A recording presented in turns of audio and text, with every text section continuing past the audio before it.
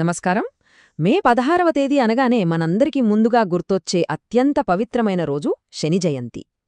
జ్యోతిష్శాస్త్రంలో శనిదేవుడు అనగానే చాలామందిలో ఒక రకమైన భయం ఉంటుంది కదా. కాని ఆయన కరుణాకటాక్షాలు పొందితే మన జీవితమే మారిపోతుంది. అందుకే ఈ ప్రత్యేక విశ్లేషణలో అంటే ఈ ఎక్స్ప్లెయినర్లో జ్యోతిష్యపరంగా ఎదురయ్యే కష్టాలను అధిగమించి శనీశ్వరుని అనుగ్రహాన్ని ఎలా పొందాలో, ఎలాంటి పరిహారాలు పాటిస్తే మంచిదో చాలా వివరంగా తెలుసుకుందాం. ఆయన గురించిన నిజాలను, అపోహలను ఈరోజు మనం లోతుగా చర్చిద్దాం. సరే, ఇక ఏమాత్రం ఆలస్యం చేయకుండా అసలు విషయంలోకి వెళ్ళిపోదాం. ఈరోజు మనం ప్రధానంగా 4 విషయాలు చూద్దాం. 1. శనిదేవుని నిజమైన స్వభావం. 2. ఇంట్లో పూజ చేసుకోవడానికి కావలసిన ముఖ్యమైన వస్తువులు. 3. సంపూర్ణ పూజా విధానం. మరియు చివరగా చెయ్యాల్సిన ప్రత్యేకమైన ఆచారాలు, దానాలు. ఇవన్నీ ఒకదాని తర్వాత ఒకటి చూసేద్దాం. ముందుగా మొదటి విభాగం, శనిదేవుని నిజమైన స్వభావం గురించి మాట్లాడుకుందాం. అసలు శనిదేవుడు అనగానే చాలామందిలో ఎందుకంత భయం చెప్పండి? ఏలినాటి శని లేదా అష్టమ శని అనగానే గుండెల్లో దడ మొదలవుతుంది కదా. దీనికి ప్రధాన కారణమేంటంటే ఈ ఏలినాటి శని ప్రభావం సుదీర్ఘంగా 7.5 సంవత్సరాల పాటు ఉంటుంది. ఒక మనిషి జీవితంలో 7.5 ఏళ్లు అంటే నిజంగా చాలా పెద్ద కాలం. ఆ టైంలో ఎదురయ్యే సవాళ్లు, కష్టాలు అన్నీ శనిదేవుని వల్లే వస్తున్నాయని ఒక గట్టి అభిప్రాయం మనలో నాటుకుపోయింది. దేవుడిని నమ్మేవారిలో కూడా ఈ తీవ్రమైన ఆందోళన ఎందుకుందో మనం ఖచ్చితంగా ఆలోచించాలి. నిజం చెప్పాలంటే ఈ భయం వెనుకున్న అసలు కారణం ఆయన గురించి మనకున్న అసంపూర్ణమైన అవగాహన మాత్రమే. చూడండి, సాధారణంగా శనిదేవుడు అంటే కేవలం కష్టాలు మాత్రమే ఇచ్చే దేవుడు అని చాలామంది గుడ్డిగా నమ్ముతారు. కానీ అది 100% అపోహ మాత్రమే. ఇక్కడ మనం గ్రహించాల్సిన అసలైన సత్యం ఒకటుంది. ఆయన ఒక నిష్పక్షపాతమైన న్యాయమూర్తిలాంటివారు. మన కర్మలను బేరీజురేసి మన తప్పులను సరిదిద్ది కఠినమైన క్రమశిక్షణను నేర్పించే కర్మఫల ప్రదాత. సింపుల్గా చెప్పాలంటే మనం ఏదైనా తప్పు చేసినప్పుడు మన గురువుగారు ఎలాగైతే దండించి సరైన దారిలో పెడతారో శనిదేవుడు కూడా అచ్చమంతే. కష్టాల ద్వారా మనకు జీవిత పాఠాలు నేర్పి మనల్ని మరింత దృఢంగా మారుస్తారు. ఆయన విధించే క్రమశిక్షణ ఇప్పుడు కాస్త కష్టంగా అనిపించొచ్చు కానీ భవిష్యత్తులో అదే మనకు అతిపెద్ద రక్షణ కవచంలా మారుతుంది సుమా. ఇక రెండవ విభాగం చూద్దాం. అదేంటంటే పూజకు అవసరమైన ముఖ్యమైన వస్తువులు. పూజా సన్నాహాలకు సంబంధించి ఒక స్పష్టమైన జాబితా ఉందండి. ఇవి కేవలం వస్తువులు మాత్రమే కాదు, వాటి వెనుక చాలా లోతైన సంకేతాత్మక అర్థం దాగి ఉంది. దీపారాధనకు అత్యంత ముఖ్యమైనది నువ్వుల నూనె. అలాగే శనిదేవునికి ఎంతో ప్రీతికరమైన నల్ల నువ్వులు ఖచ్చితంగా ఉండాలి. పూజ కోసం గన్నేరు లేదా శంకుపుష్పాల్లాంటి నీలం రంగు పూలు తెచ్చుకోండి. పీఠంపై పరచడానికి ఒక నల్లటి వస్త్రం సిద్ధం చేసుకోవాలి. ఇక నైవేద్యంగా నువ్వులతో చేసిన లడ్డూలు గాని లేదా నువ్వుల అన్నం కానీ సమర్పించడం చాలా శ్రేయస్కరం. ఇక్కడ నలుపు రంగుని, నువ్వులని వాడటానికి ఒక బలమైన కారణం ఉందండి. నలుపు రంగు అనేది విశ్వంలోని ప్రతికూల శక్తులను గ్రహించి అవి మన దరికి చేరకుండా కాపాడుతుందని విశ్వసిస్తారు. అందుకే ఈ నిర్దిష్టమైన వస్తువులతోనే ఆ స్వామిని పూజించాలి. సరే, వస్తువులైతే సిద్ధం చేసుకున్నాం. మరి పూజ ఎలా చేయాలో 3వ విభాగంలో చూద్దాం. అదే సంపూర్ణ పూజా విధానం. ఇంట్లోనే ఈ పూజను ఆచరించేటప్పుడు మనం వేయాల్సిన మొదటి అడుగు తైలాభిషేకం. శని జయంతి నాడు మన జాతకంలోని దోషాలు తగ్గడానికి శనీశ్వరునికి నువ్వుల నూనెతో అభిషేకం చేయడం ఎంతో పుణ్యప్రదం అని చెబుతారు. మీకు వీలైతే దగ్గర్లో ఉన్న గుడికి వెళ్లి చేయించండి, లేదంటే ఇంట్లోనే ఎంతో భక్తితో ప్రతిమకు లేదా ఆయన చిత్రపటానికి మనస్ఫూర్తిగా నమస్కరించండి.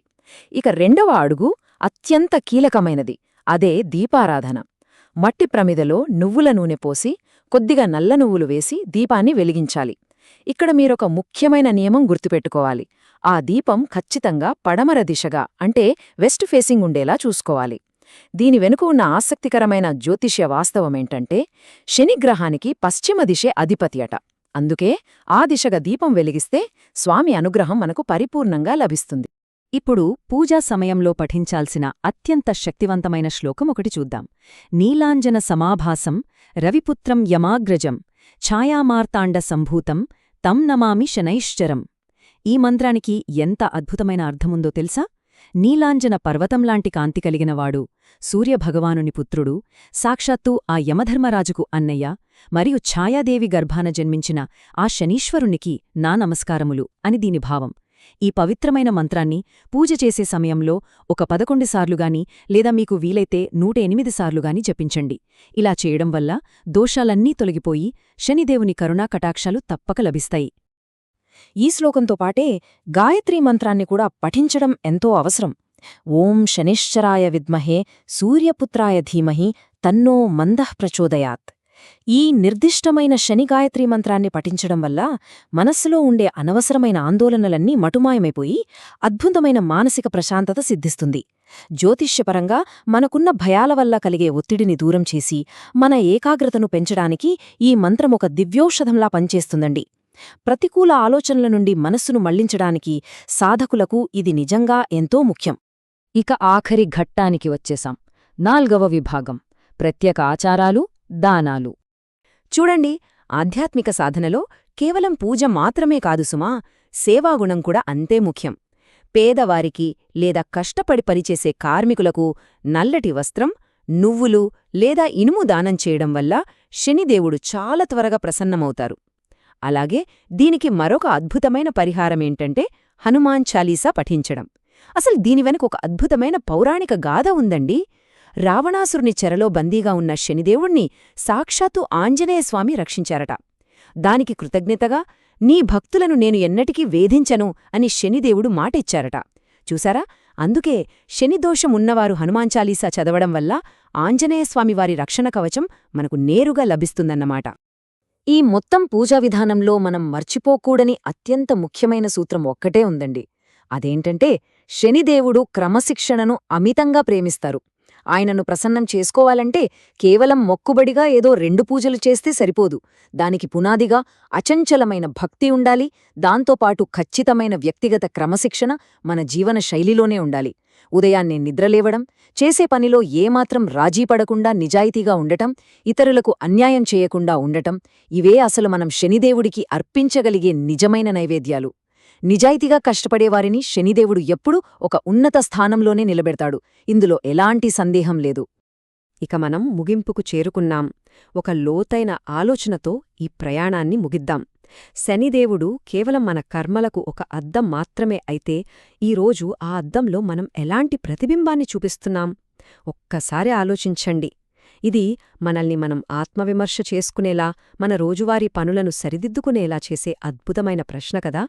సరే, ఈ జ్ఞానవంతమైన విశ్లేషణ మీకు ఎంతో ఉపయోగపడిందని నేను ఆశిస్తున్నాను. ఇలాంటి మరెన్నో ఆసక్తికరమైన విషయాలను, లోతైన విశ్లేషణలను మీకు అందించడానికి మాకు మీ మద్దతు ఎంతో అవసరం. మన శిలాశాసనం ఛానల్ 100 మంది సబ్స్క్రైబర్స్ లక్ష్యాన్ని చేరుకోవడానికి దయచేసి సబ్స్క్రైబ్ చేసి మాకు అండగా నిలవండి. మరొక చక్కటి అంశంతో మళ్ళీ కలుద్దాం. నమస్కారం.